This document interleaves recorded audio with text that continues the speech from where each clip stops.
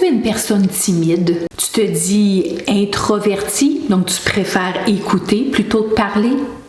Mais en même temps, t'aimerais ça, oser donner ton opinion sans avoir cette pression dans la poitrine puis cette chaleur qui te vient juste parce que tu te demandes qu'est-ce que les autres vont dire, qu'est-ce qu'ils vont te répondre. C'est ton cas, je te comprends très bien. Je suis une personne introvertie et pendant longtemps, j'ai pas osé donner mon opinion, puis au contraire, les autres, surtout mon mari, finissaient mes phrases à ma place. Dans cette vidéo, je vais te partager 3 clés que j'ai utilisées pour me libérer de ma gêne et de le transformer en confiance absolue. La première clé, c'est de cesser de se juger négativement. En fait, ça, c'est une des premières choses qu'on apprend en coaching. Okay? Quand on veut aider quelqu'un, on ne veut pas le juger. On ne veut pas que la personne se sente jugée.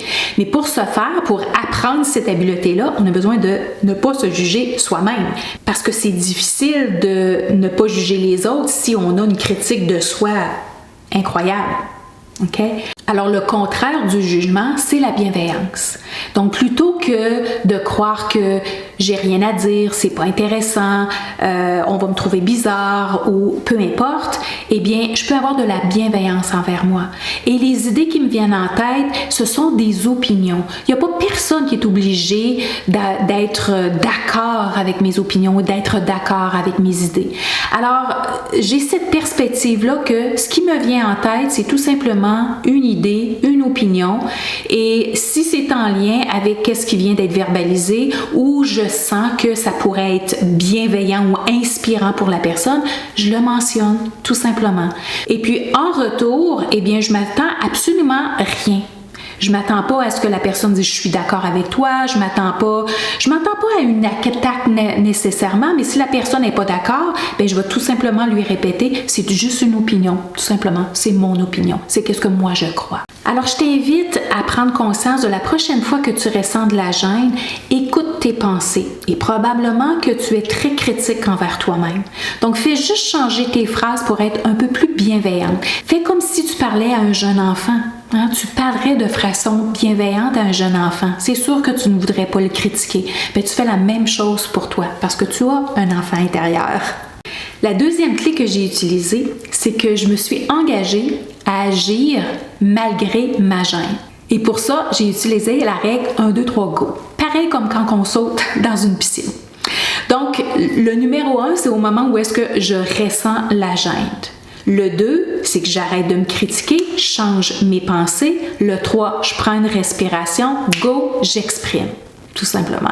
Parce qu'en fait, les meilleures opinions sont celles qui sont authentiques, qui sont spontanées. On ne veut pas aller dans le trop analyser. Hein? Souvent, les gens vont vraiment analyser, c'est-tu bon, qu'est-ce que je dis, ça fait-tu du sens? Puis, quand on va dans trop de l'analyse, là, on perd le fil. On veut y aller de façon authentique, spontanée. Alors, je t'invite à utiliser la technique la prochaine fois que tu ressens de la gêne. 1, 2, 3, go, c'est comme sauter dans une piscine. La troisième clé que j'ai faite, c'est que j'ai commencé à m'intéresser aux gens en leur posant des questions. C'est la meilleure façon de stimuler une conversation. Parce que avant, c'est que je me disais, je sais pas quoi dire, je sais pas de quoi parler. Tu sais, à un moment donné, tu parles des enfants, ou en fait, je me posais la question, je parle-tu des enfants, je parle-tu de la business, je parle-tu du développement de soi, tout d'un coup, ça les intéresse pas. Alors plutôt, je me suis fait une série de questions, puis je commençais à poser des questions aux gens pour m'intéresser. Qu'est-ce qu'ils aimaient, qu'est-ce qu'ils avaient fait, parle-moi de ton travail, puis là, dans le travail, ben, je posais des questions. Donc, au fur et à mesure que la personne me parle d'elle, ben, il y a d'autres questions qui me viennent en tête. Alors, j'anime la conversation tout simplement en posant des questions. Ça m'a aidé énormément à me sortir de ma gêne. Parce que les gens aiment parler d'eux-mêmes. Et souvent, ils savent pas eux autres non plus comment commencer la conversation. Alors des fois, on se ramasse avec 2 personnes gênées puis on ne sait pas quoi se dire. Ça, je me souviens de ça, où est-ce qu'il y avait une personne qui était encore plus introvertie que moi et j'avais passé à travers ma liste de questions puis je savais plus quoi dire par après parce qu'elle me répondait par des petites phrases courtes. Elle aussi, éventuellement, elle a développé l'habileté de sortir de sa gêne et de parler spontanément, authentiquement, juste avec son cœur comme ça. Donc, c'est ce que je t'invite à faire. Mais ici, ça te prend un petit peu une préparation. Donc, pour te préparer dans l'éventuelle circonstance où est-ce que tu serais devant les gens puis tu ressentirais la gêne, écris quelques questions de base. Questions ouvertes, parce que si tu poses des questions fermées, tu vas avoir un oui puis un non, ça va se finir assez rapidement. Questions ouvertes qui commencent par comment ou qui commencent par par la lettre Q, hein? Qu'est-ce que tu fais, puis ou parle-moi tout simplement, parle-moi de tes enfants, parle-moi de ton voyage, parle-moi de ton entreprise, parle-moi de ta carrière, peu importe. Et tu vas voir que la personne elle va parler, puis finalement la conversation va prendre une tangente, puis tu vas t'apercevoir que finalement la gêne se dissipe.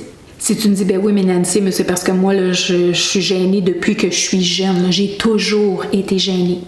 Ben laisse-moi te dire que moi, quand j'étais jeune, j'ai appris à me taire. On me disait, tu ne parles pas. Si tu n'as rien à dire, tu parles pas. Alors, je partais de loin.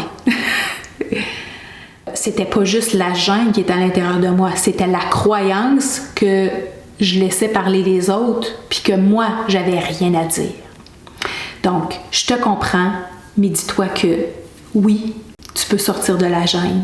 Oui, ton opinion compte, tes idées comptent. Et en plus de ça, c'est que tu ne sais pas à quel moment tu peux faire une différence dans la vie de la personne juste en mentionnant quelque chose. Et je vais terminer avec ça. Je me souviens dans les moments où je commençais à me défaire de ma gêne, où est-ce qu'il y avait une personne qui m'avait dit « Toi, Nancy, tu parles pas souvent, mais quand tu parles, c'est sage. » Et ça m'avait vraiment fait du bien d'entendre de quelqu'un qui parlait beaucoup puis qui m'entendait pas souvent me dire que ça avait de la sagesse, qu'est-ce que je disais. Ça m'a donné énormément de confiance. Alors toi aussi, tu as des paroles de sagesse qui peuvent sortir de ta bouche. Alors ose transformer ta gêne en confiance. Si ça te tente d'aller plus loin, plus en profondeur dans des stratégies comme celle-là, je t'invite à participer à mon abonnement Entraîne ton esprit, élève ta vie. C'est un programme qui te présente une panoplie de stratégies pour t'aider à développer des habiletés comme celle que je viens te présenter. On a une masterclass par mois dans laquelle je te présente une notion, donc un thème du mois, mais aussi on peut discuter, il y a des questions, je réponds à des questions, les gens ont des commentaires, alors on peut vraiment échanger en groupe. Et à chaque semaine, il y a une capsule qui s'ouvre dans laquelle je t'invite à faire un petit exercice pour tranquillement, mais sûrement, développer une nouvelle habileté qui va te servir dans tous les aspects de ta vie. Alors voilà, ça tente de travailler sur toi en profondeur, clique sur le lien ci-dessous et je te vois de l'autre côté.